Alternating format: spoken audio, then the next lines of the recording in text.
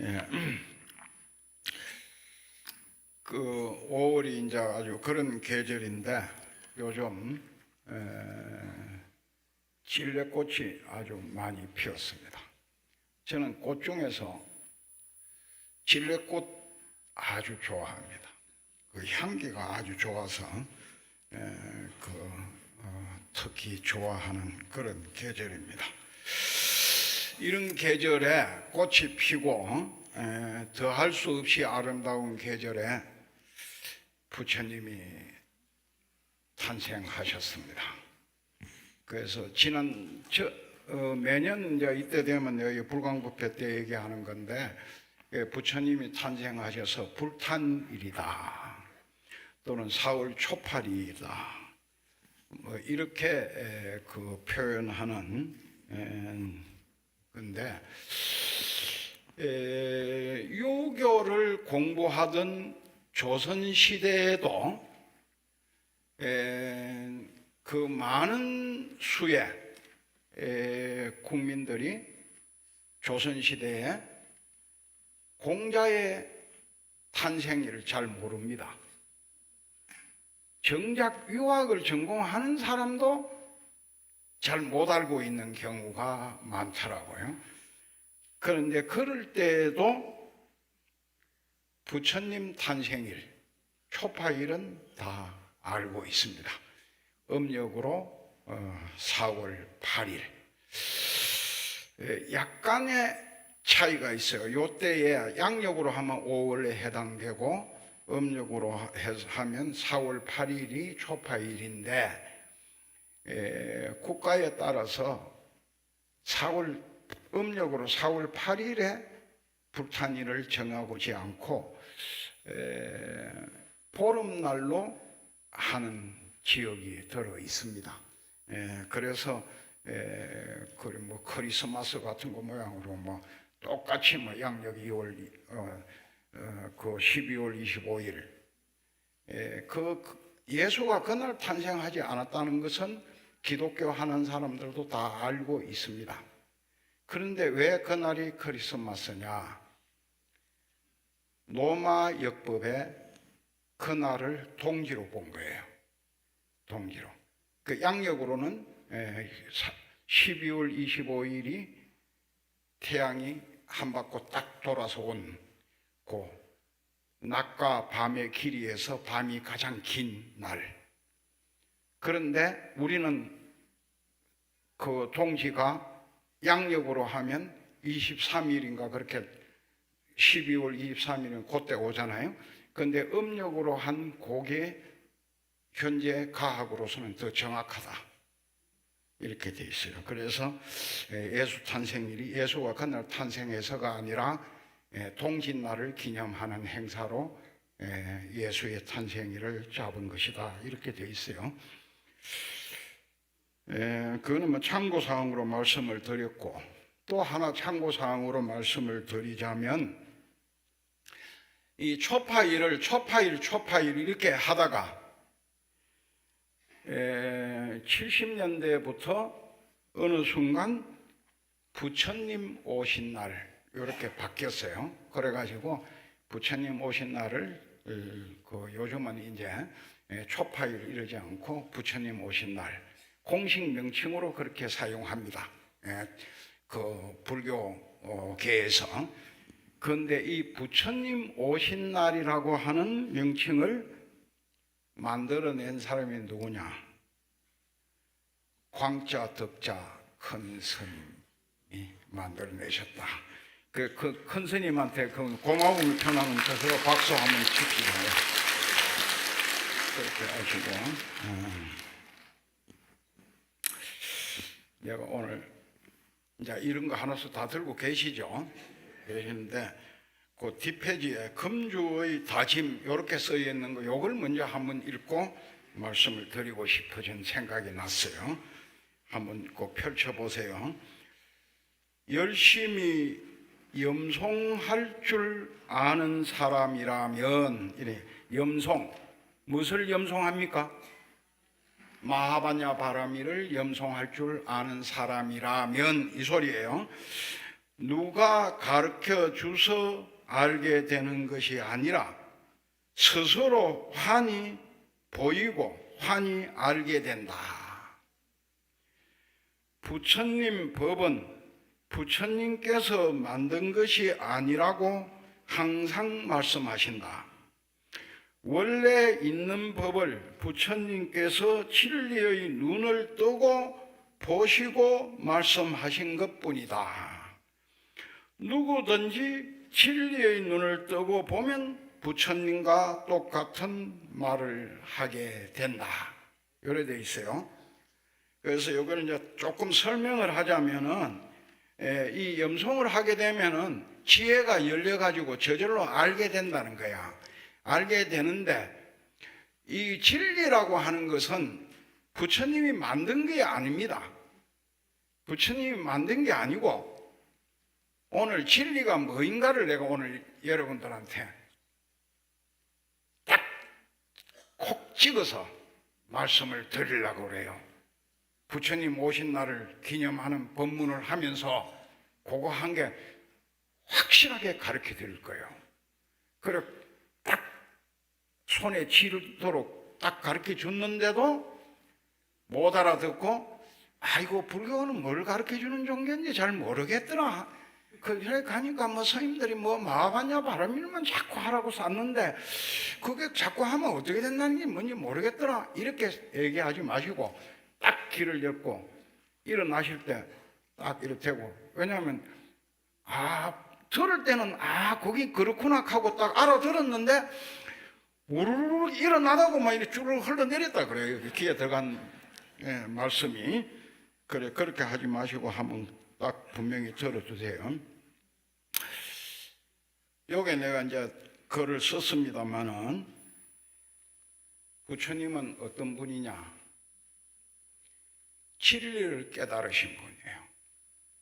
이 사바세계에 오셔서 진리를 깨닫고 그 진리를 우리에게 가르쳐 주신 분이야. 근데 부처님 이전에도 부처님 같이 진리를 분명하게 딱 확실하게 깨달은 사람이 없어요. 어느 날도 불교 말고는 이것이 진리다 이렇게 딱 얘기하는 종교가 없어. 철학도 없고. 제일 내 이 자리를 빌려서 전에도 몇 번 말씀드렸습니다마는, 철학하면 그리스, 유럽의 그리스라는 나라 있죠. 그 올리푸스 산이라고 하는 산이 있는 밑에 거기에 있는 그 골짜기에 있는 그 산악이 아주 험한 곳이라 그래요. 저는 아직까지 그 올리푸스 산을 못 가봤습니다. 그리스를 못 가봤는데, 그런 열악한 환경 속에서 등장한 그리스 문명이 위대한 철학을 만들었다고 하는데, 그 철학을 만드는데 기여한 사람이, 그리스 철학을 만드는데 기여한 사람이 소크라테스, 플라톤, 아리스토텔레스.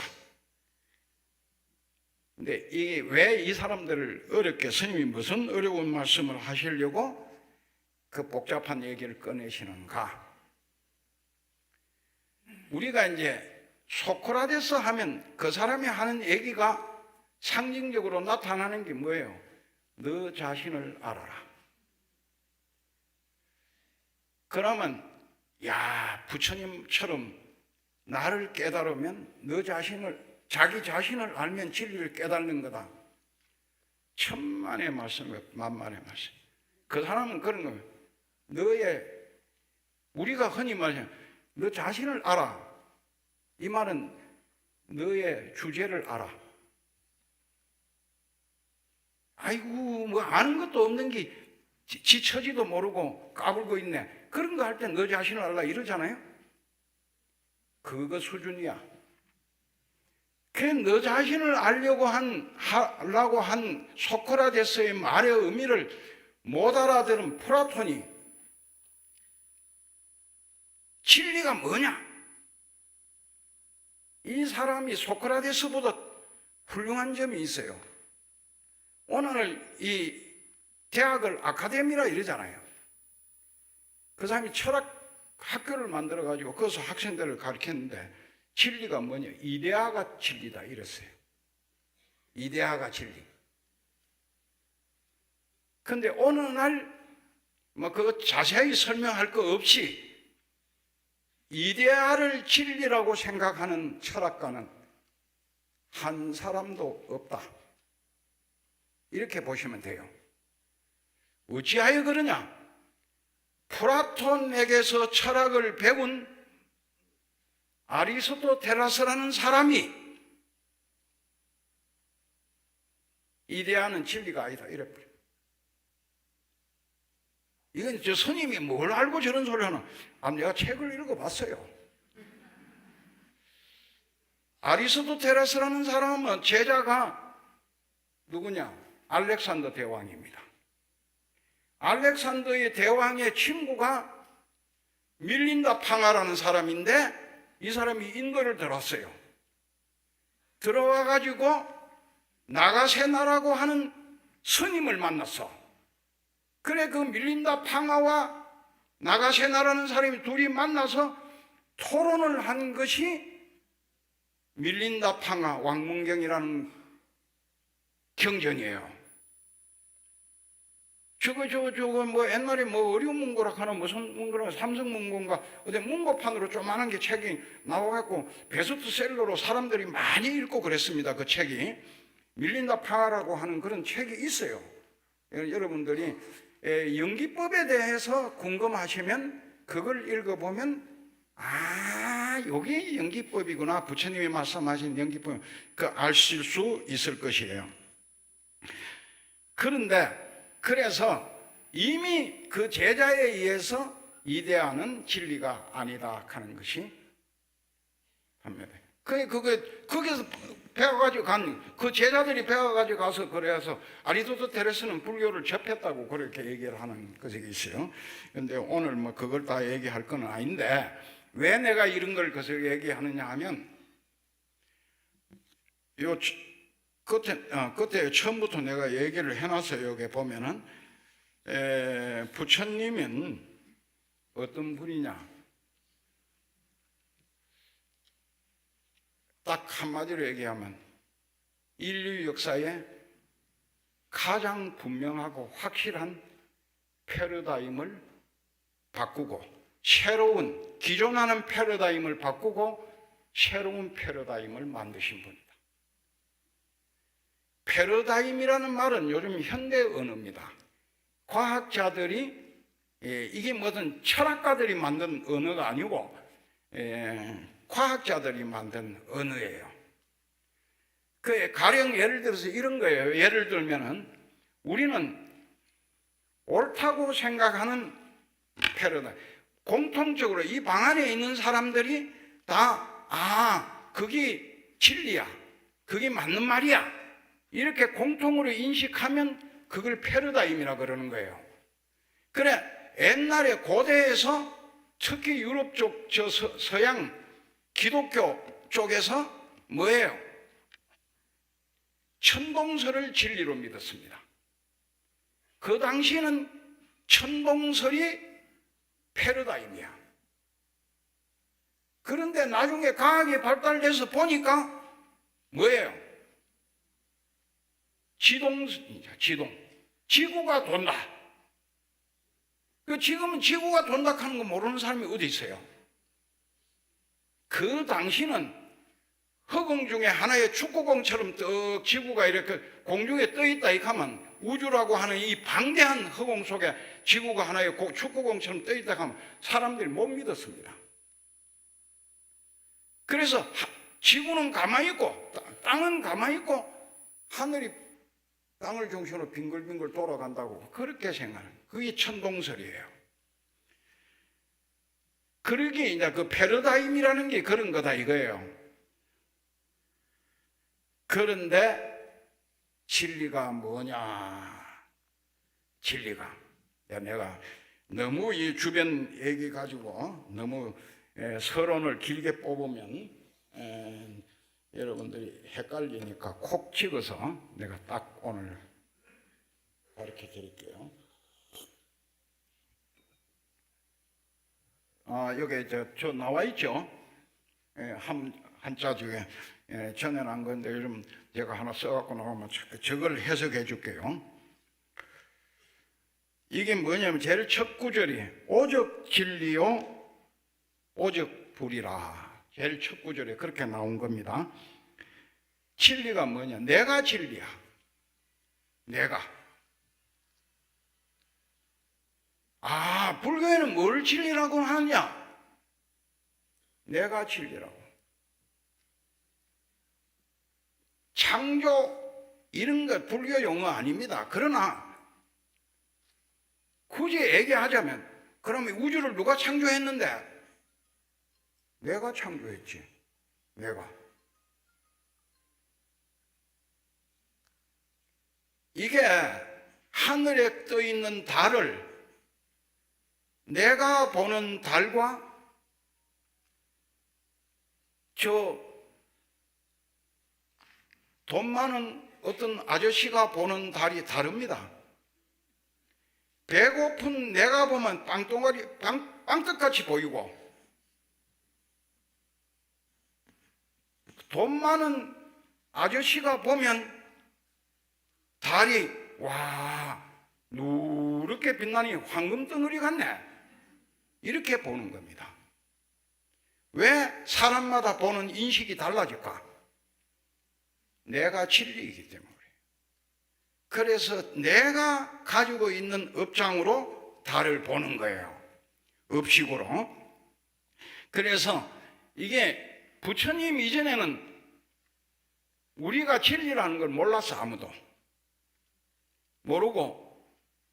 근데 부처님이 나오셔서 진리를 깨닫고 천상천하 유아독존이다 탄생하시면서 탄생불이 그렇게 했잖아요. 요즘 뭐 보면은 뭐 우리 어릴 때는 탄생불을 같은 게 그 특별한 절에나 그 있고 그랬는데 요즘은 그게 발달해 가지고 탄생불을 이렇게 하늘을 가리키고 땅을 가리키잖아요.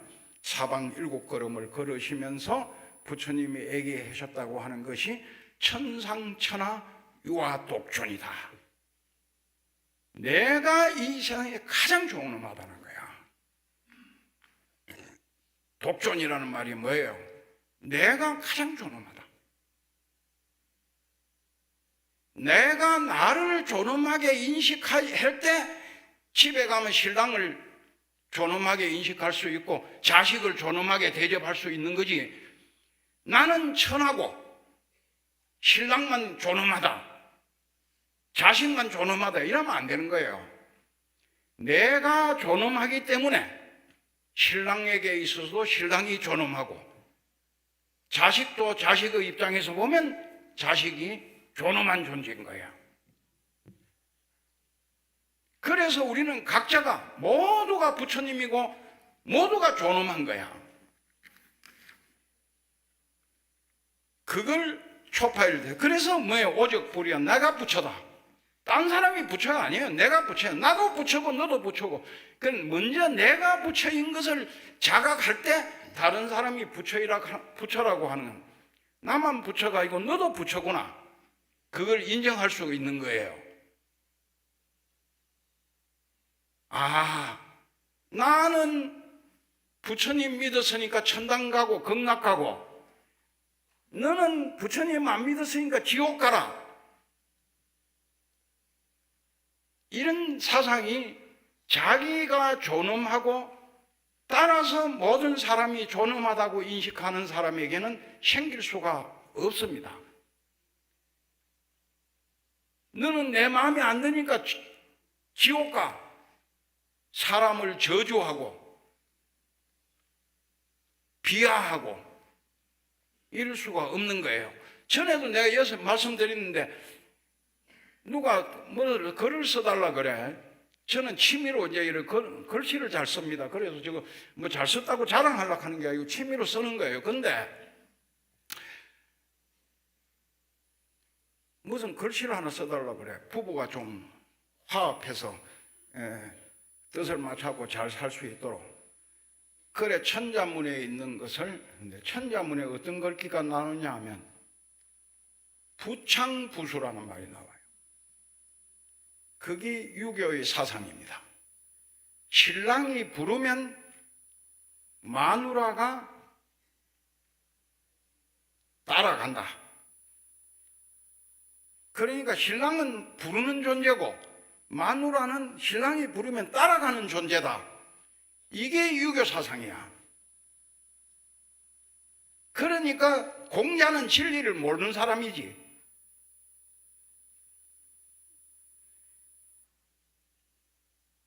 예수도 진리를 모르는 사람이에요. 유아독존이라고 못했잖아. 사람이 이 세상에 가장 존엄한 존재다. 사람만 존엄한 존재냐? 모든 생명은 다 존엄한 존재다. 이게 불교만 가지고 있는 사상이에요. 그래서 내가 그 사람한테 뭐라고 써줬냐? 부부 창수다. 순서만 딱 바꾼 게, 부부는 부르면 서로 따라가는 거. 신랑이 부르면 아내가 따라가고 아내가 부르면 신랑이 따라가는, 그런 완전한 평등이잖아요. 그래서 유교도 진리를 조선 500년 동안 유생들이 그렇게 유교가 세상에 뛰어난 진리인 줄로 알고 강조를 했지만 내가 진리라고 하는 거, 그 사람들 깨닫지 못했다. 그런 뜻입니다. 그래서 우주의 주체가, 우주 주체, 그 다음 줄이 우주 주체 즉 시적 오라. 우주의 주체가 뭐냐? 우주가 이 광활하고 넓고 그 끝이 없잖아요. 끝이. 내가 뭘 알아서 하는 얘기가 아니에요. 우주의 끝이 어디냐? 우주의 시작은 뭐야? 내가 보는 요 눈에서 시작해서 우주의 끝이 내 뒷꼭지다. 웃으려고 하는 말입니다. 그러나 그게 맞는 말입니다. 우주의 끝은 없는 거예요. 근데 이 광활한 우주의 주체가 뭐냐? 바로 내가 우주의 주체야. 내가. 그러니까 이게 우리가 내가 거석을 했는데, 우리가 민주주의, 내가 영어가 짧아가지고 영어로 내가 거석을 하는데, 우리가 이게 헌법에 민주공화국이라 그러잖아요. 공화국. 이 공화락하는 게 뭐냐 하면 공통으로 이 국가를 조성하는 민들이 의논해서 화합해서 나라를 이끌어가는 그런 거다. 그런데 이게 한문으로 민주주의라고 하는 것은 영어에 표현되는 글자가 아닙니다. 이게 굉장히 중요한 건데, 민이 주인이다 그잖아요. 그래 뭐냐? 내가 누구냐? 내가 어떤 사람이, 무슨 정치하는 사람이 나한테 찾아와서 무슨 글귀를 하나 써달라 그래. 그럼 내가 한 사람한테만 써준 게 아니고 여러 사람한테 그런 글귀를 써줬어요. 뭐냐 하면 이게 부처님 사상하고 통하기 때문에 내가 말씀드린 거예요. 민적 국가요. 민이 국가야. 땅덩어리가 국가가 아닙니다. 백성이 국가야. 여러분들이 국가예요. 국가의 주체야. 주체인데, 그러면 나는 뭐냐? 오직 민이라. 나는 민이다. 이게 매우 중요한 거는 이 정체적인 게 아니고 내가 이 부처님 사상을 얘기하는 거예요. 한번 들어봐요. 여러분도 생각해 보세요. 오직 민이야. 무슨 말이냐? 조선 왕조 시대에는 민이 뭐가 민이냐? 피지배자가 민이에요. 피지배자. 지배를 받는 자가 민이야. 그럼 지배를 하는 왕은 뭐냐? 민이 아니야. 그럼 그 밑에 벼슬하는 사대부가 뭐냐? 그 사람들도 민이 아닌 거예요. 민. 그러니까 그 사람들이 백성을 위한다는 것은 뭐예요? 자기가 지배하는 사람을 위하는 거야.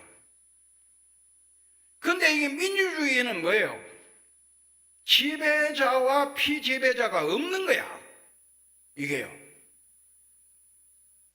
그러니까 우리는 모든 인간은 평등하고 모든 사람은 우주의 주체인데 우리가 누구의 지배를 받고 누구의 간섭을 받습니까?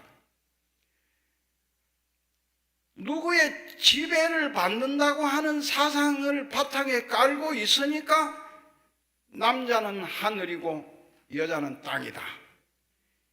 거기까지는 좋아요. 땅은 하늘이 더 귀중하고 땅은 덜 귀중하다 이렇게 생각할 필요가 없잖아요. 귀중하다 생각하면 되는 거야.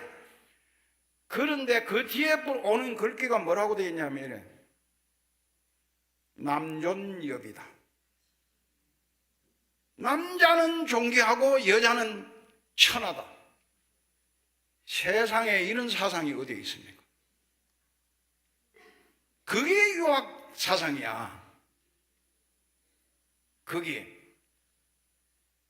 그래가지고 어디 가면 뭐냐면 하나님, 저는 주님, 하나님을 주님이라 그러잖아요. 주님, 주인님이다 이거예요. 나는 종이로소이다. 나는 종이로소이다. 아멘.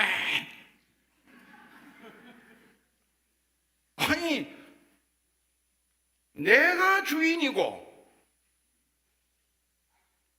하나님 아니라 하나님 할아버지도 나를 위하여 존재하는 것이라야지. 내가 주체가 돼야지. 어떻게 하나님은 주체고 나는 거기에 종속되어 있는, 귀속되어 있는 소유물로 존재한다 하면 되겠어요?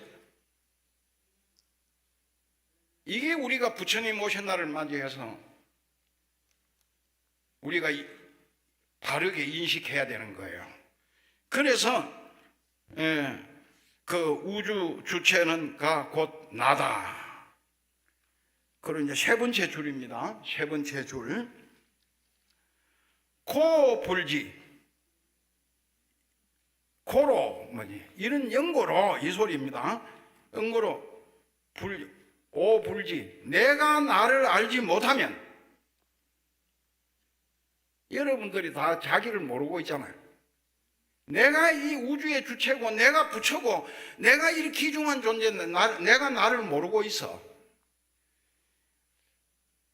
이게 이제 뭐냐 하면은 마음이 부처다 이렇게 하니까 내가 이거 하는 게 마음이 쓰고 있는 게 이게 마음이다. 내가 쓰고 있는 마음이 아닌 것은 아니에요. 그런데 마음이 작용하는 것만 보는 거야.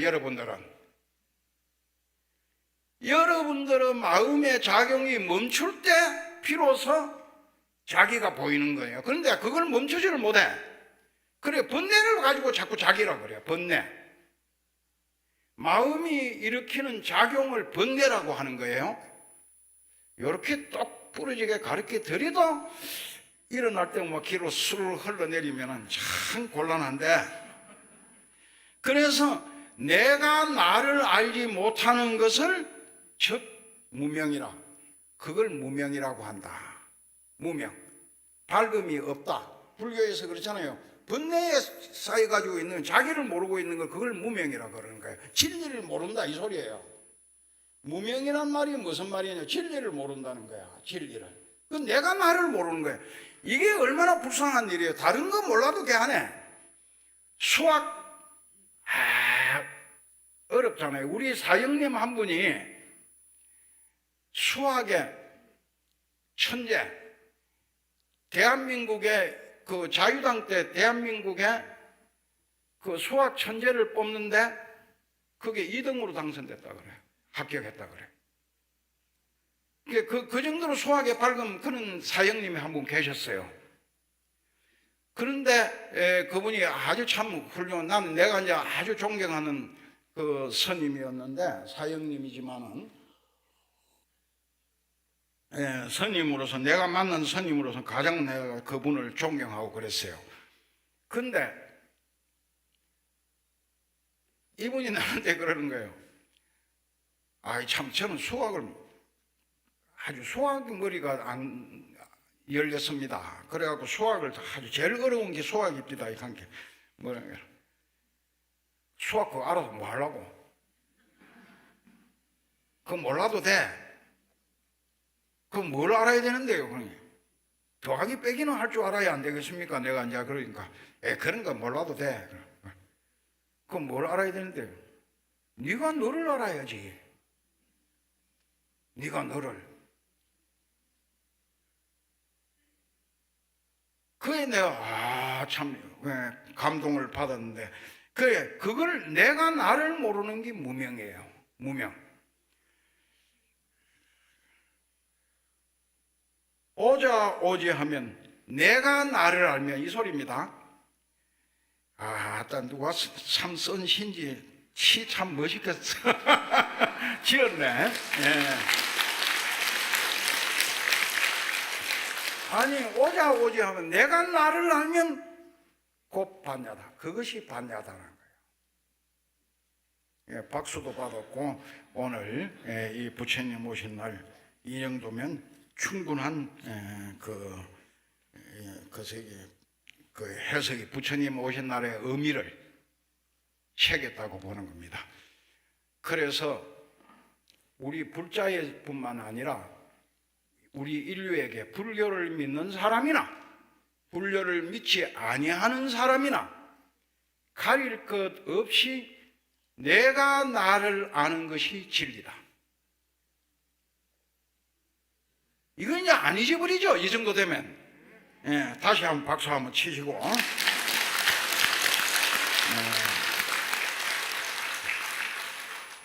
그 스님이 설법을 잘하고 박수를 받아야 되는데 설법은 못하면서 박수 치는 걸 좋아하는 그 같이 보일 우려성이 있습니다. 보니까 요거 이제 하나씩 다 드십시오. 여기에 나오는 개송을.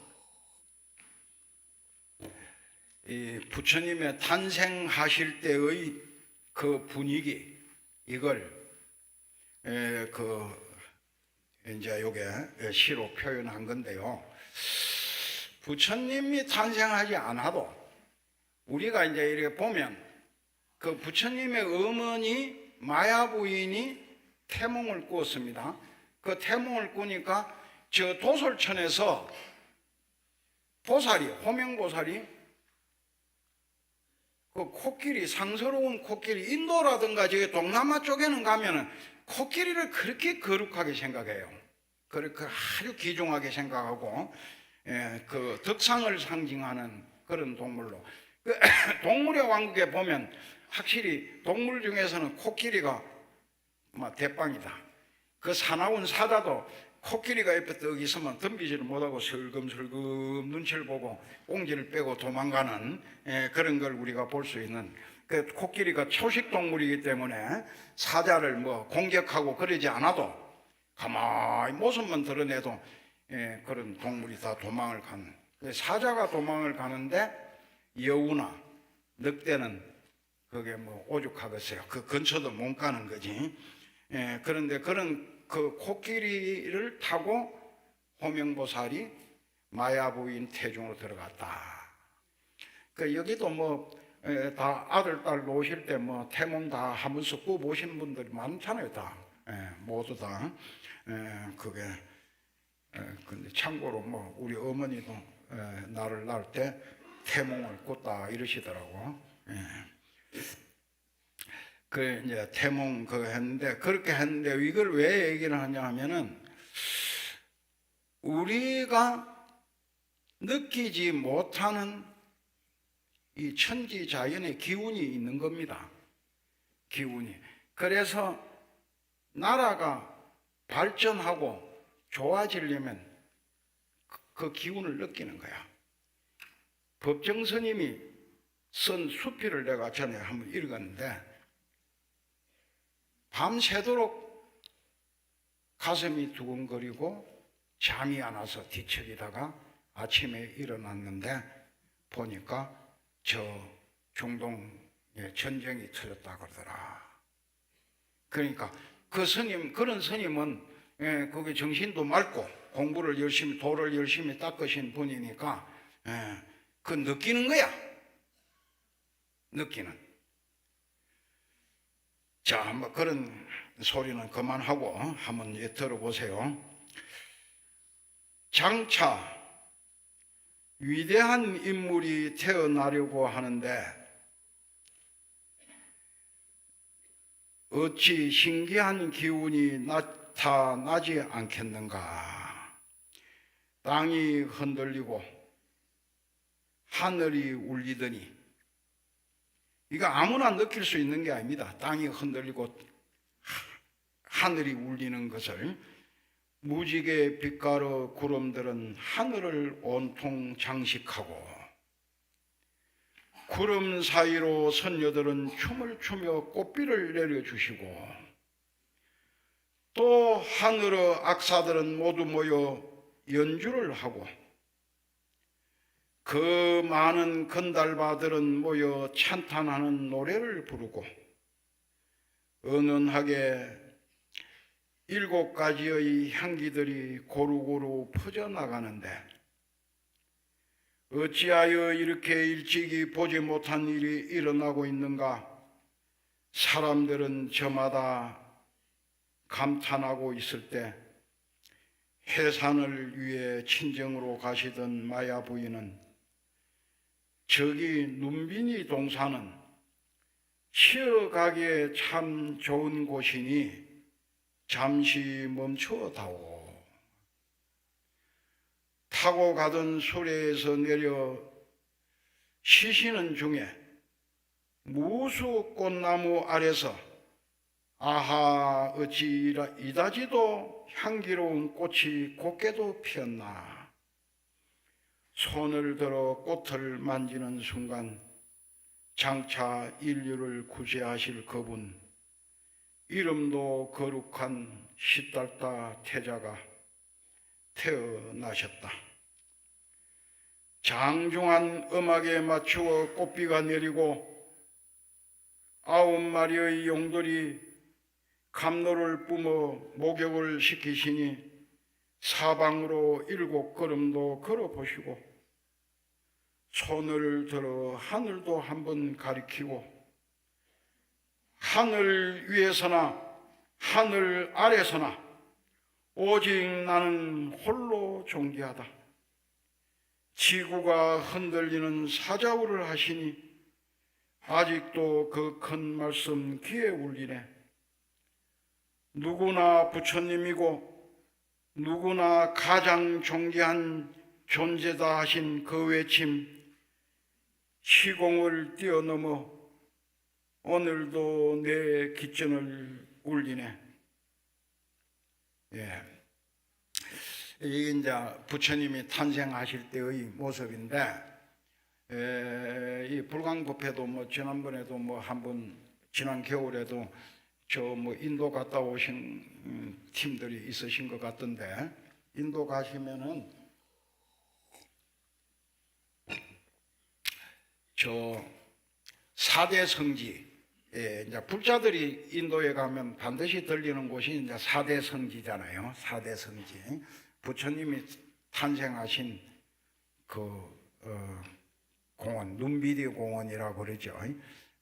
거기 가고 이제 부처님이 설법하신 뭐 초전법륜을 굴리는 녹약원 거기도 가보고, 또 부처님이 열반하신 구시나가라 거기도 가보고, 또 이제 그런데 그 중에서 가장 성지로서 번창하고 보존도 잘 돼 있고 아름다운 곳은 이제 붓다가야, 부처님이 성도하신 곳이죠. 지난번에도 내가 한번 얘기했어요. 그 붓다가에서 나는 그 다음 전생까지 내가 그 기억을 가져가려고 그렇게 생각을 하고 있습니다. 붓다가에 가고 내가 너무 감동받아가지고, 그 탑이 있는데 탑 뒤로 가면은 그게 보리수 나무가 그 탑을 의지해서 그게 가지가 뻗어서 무성하게 있어요. 감동받아고, 요 흑인, 그 시커먼 흑인이 거기서 절을 그렇게 거룩하게 막 오체투지로 쫙 뻗어서 그 절을 하더라고. 내 영어도 할 줄 모르는 내가 그 사람 등을 이렇게 살짝 쳤죠. 그러니까 돌아보더라고. 헬로, 체인지, 나하고 바꾸자. 그 영어 할 줄 몰라도 그 정도는 할 수 있잖아요. 체인지. 그러니까 이렇게 딱 쳐다봤었지만은 그래. 너 자꾸 이렇게 쳐다봐. 코리아, 나 코리아 멍크. 그래서 그러니까 그래요. 뭐 이렇게 합장하면 그 사람들은 우리하고 다르게 엄숙한 거 이런 게 없고 아주 이게 그 속에 친절하잖아요. 그 자리를 바꿔주더라고. 그래서 내가 널빤지가 있어요. 절하는 널빤지가 이렇게 쭉 있어. 거기다 대고 막 나도 그 사람이 쓰던 그 손바닥에 이렇게 끼는 거 그거 끼고 절을 했는데 오체투지를 했죠. 쫙 묶고 막 그 108배를 한 거예요. 이제 아이고 자고 나서 거기서 나 지금 몸살이 나. 몸살이 안 하던 절을 막 아주 오체투지를 하고 그랬는데 뭐 그게 이제 그는 붓다가야고 이제 그 붓다가야 다음으로 잘 보존돼 있고 거룩하게 돼 있는 곳이 탄생지인 눈비니 공원입니다. 그 아마 그 9마리 용이 물을 뿜어서 목욕을 시켜 주셨다 부처님을. 그래 그걸 상징하는 연못이 있어요. 지금도 가면 그것이 있고 그 부처님 돌아가시고 나서 그렇게 긴 세월이 아닌 때에 이제 아소카라고 하는 사람이 나와서 인도를 통일했거든요.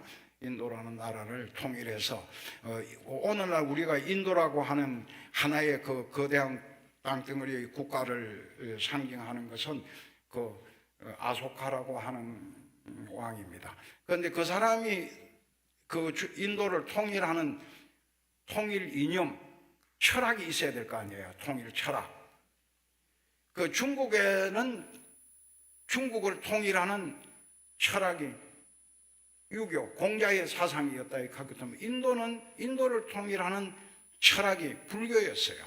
불교. 그 뒤에 나중에 뭐 힌두교가 돼버리고 지금 인도를 지배하는 사상이 힌두교가 됐지만은 그 부처님 탄생 직후 그 고대 인도 국가에서는 불교입니다. 그래서 그 아소카 왕이 거기에다가 그 눈빈이 거기에다 석주를 씌워놔서 지금도 석주가 서 있어. 중간에 부러져 가지고 이렇게 대갈빼기는 어디로 가고 없지만은 그 석주가 서 있어요. 서 있고 인도를 상징하는 상징물이 이제 있잖아요. 각 국가마다 뭐 이렇게 그 자기들이 가장 귀중하게 생각하는 그 문화. 대한민국은 그걸 못 정하는 겁니다. 왜 못 정하느냐? 여러분들이 내가 이거 내 입으로 얘기 안 해도 다 아실 거예요. 대한민국을 상징하는 문화의 가장 큰 상징은 뭐냐? 석굴암 본존불이 대한민국을 상징하는. 요즘 국립박물관에 가면 뭐 방가사유상 거기 국립박물관에 랜드마크가 됐잖아. 상징인데 그동안에는 왜 그걸 못했어요?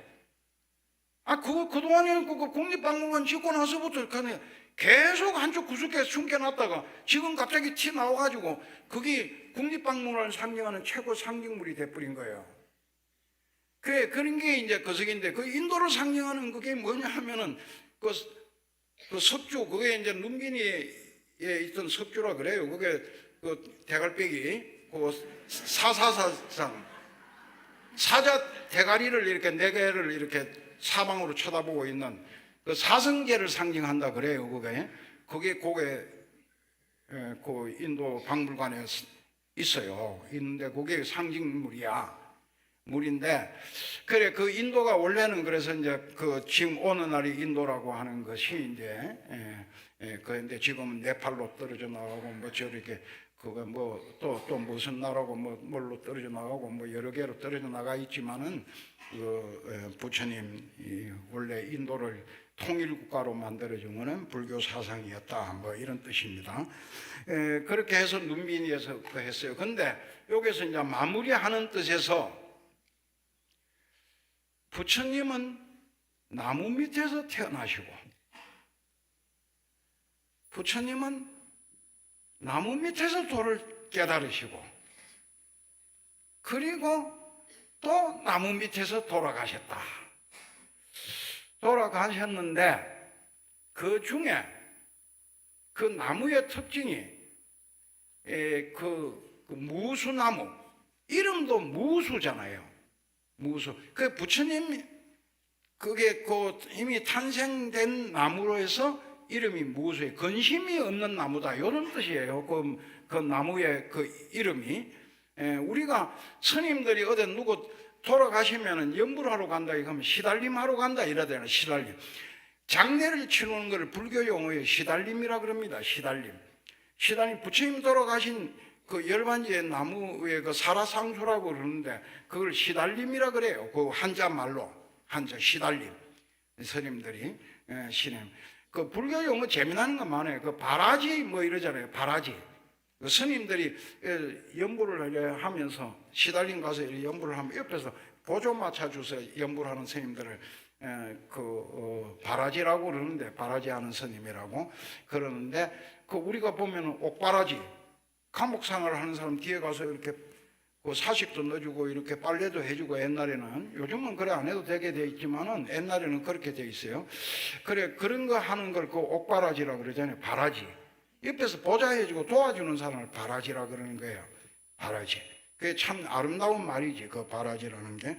그런 것처럼 그 불교 용어인데, 그 이제 그 무수나무, 그 무수나무에서 거저했어요. 그래서 꽃의 향기가 봄에 모든 사람들이